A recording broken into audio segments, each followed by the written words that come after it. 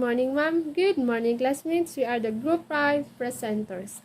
I am Eden Hannah Ansing, and I will going to introduce to you the following presenters this morning. So the first presenter would be Miss Irene Gadi, and she will discuss about the kinds of constructivism, which is the moderate constructivism.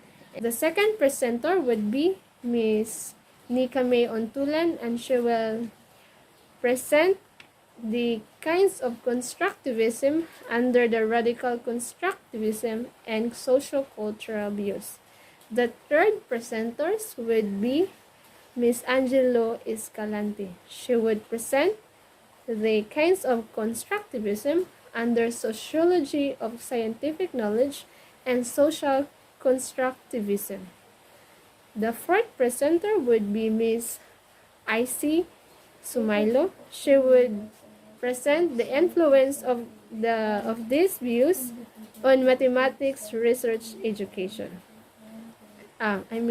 Education research. And lastly, I would present the implication of constructivism for teaching and the additional implication for teaching by von Glasersfeld, 1993. I hope your cooperation through listening while the presenter discuss the different kinds of constructivism. And thank you and welcome Miss Erin for her presentation. For today's presentation is that we will going to explore the word constructivism. So first is, what is constructivism? Constructivism, according to my research, is the theory that says learners construct knowledge rather than just passively think in information. So it means that learners or every individuals construct their knowledge from the experiences they have been experienced. Those experiences that engrave in their soul, those experiences that value for who they are, is where they construct their knowledge, which is very helpful to them because learners is just not seek in information from the class. So next is I will going to introduce with you the kinds of constructivism.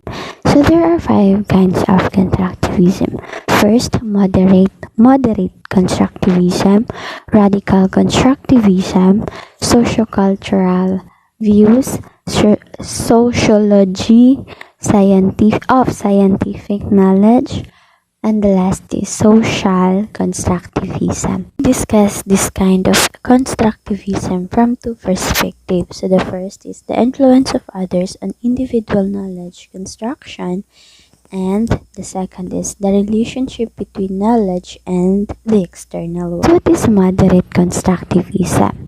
So in the PDF, it means that it has nothing to say about the influence of others on an individual's knowledge construction and the relationship between knowledge and the external world.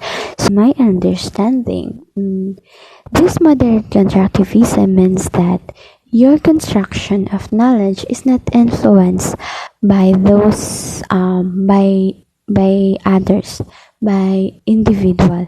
It is not influenced by the external world. This kind of experiences where you construct your knowledge is not that meaningful to you. It can be forgotten knowledge, experiences. It is not engraved in your soul, this kind of experiences, this kind of hardship that build who you are. So in short, this kind of knowledge is enough construction of knowledge for you, but very helpful to Radical Constructivism. Knowledge is not passively received, but rather actively constructed by the individual. The function of cognition is adaptive in the biological sense, tending toward fit or viability. Cognition organizes the experiential world, but does not allow discovery of objective reality. Radical constructivism concentrates on the individual cognizing subject. Others are one of the many influences on knowledge construction.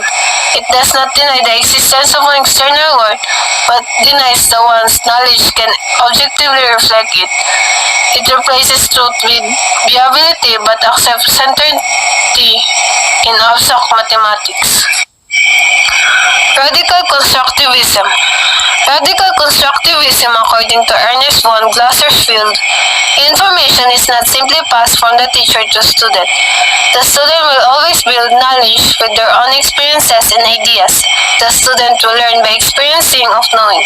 This means the student building their knowledge by experience as they learn what is mistake and what is right.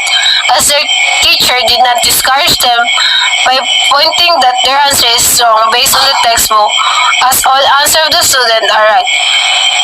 The student will learn to reflect on the situation they are facing on.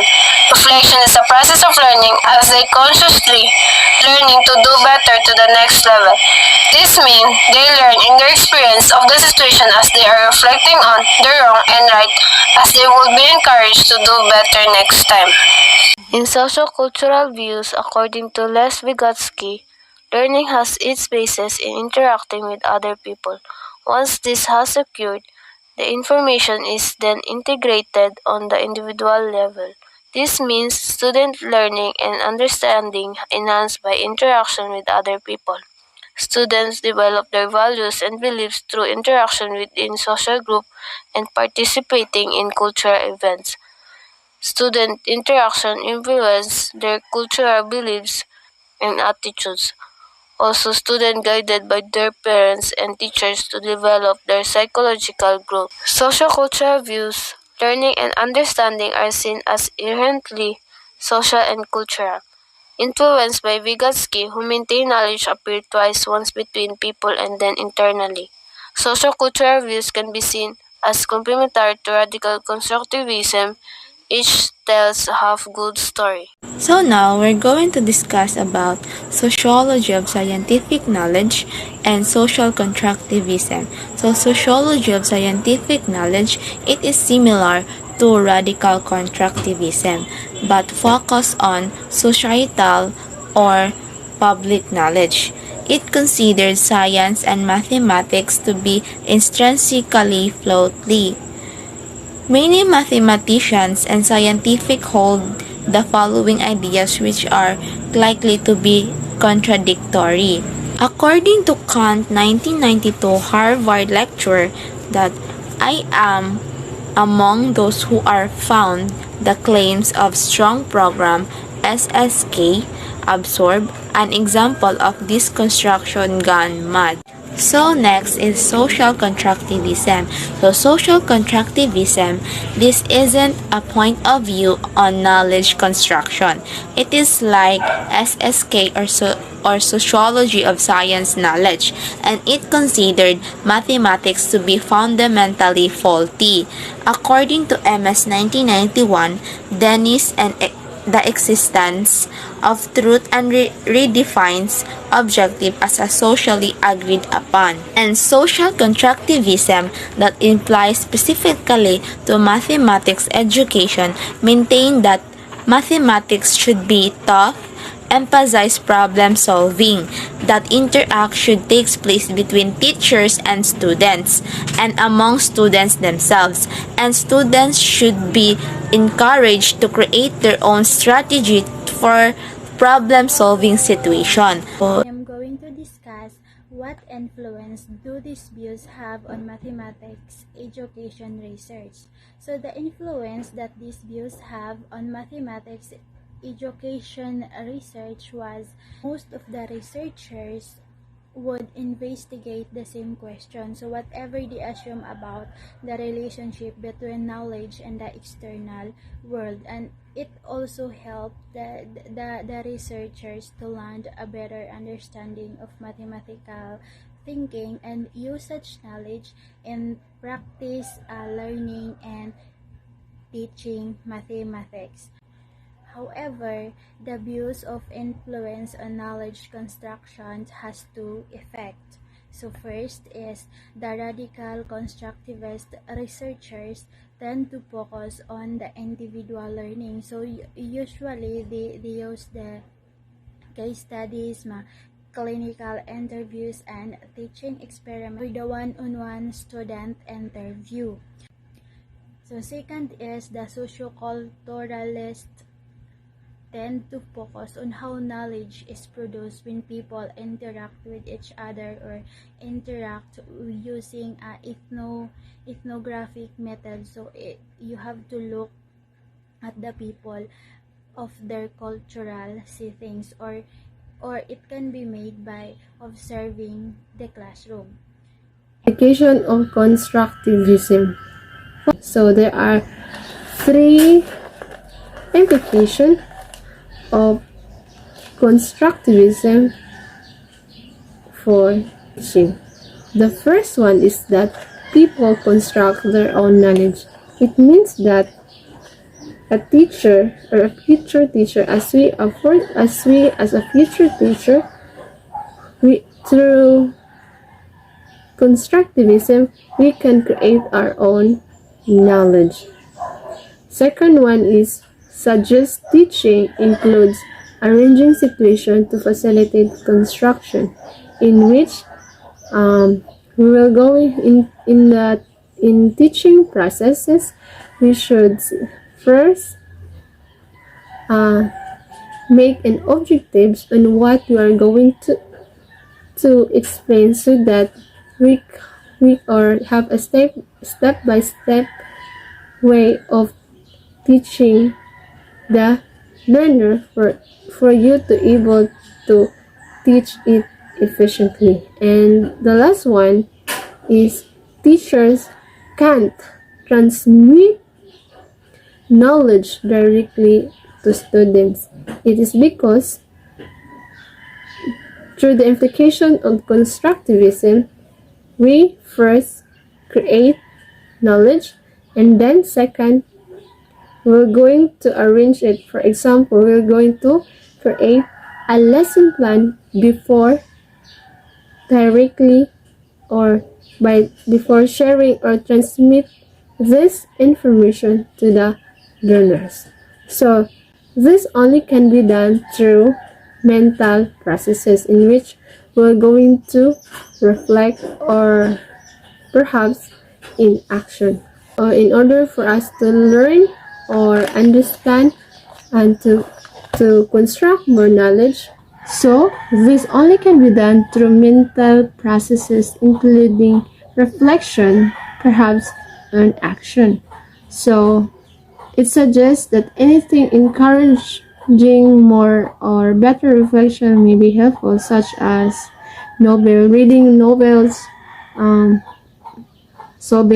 solving, extended projects, and the engendering cognitive conflict. It's engendering to produce or to cause cognitive conflict, means to create problem, and developing student anatomy.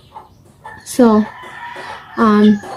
this is how we construct ideas. So from the old knowledge is used in constructing a new knowledge.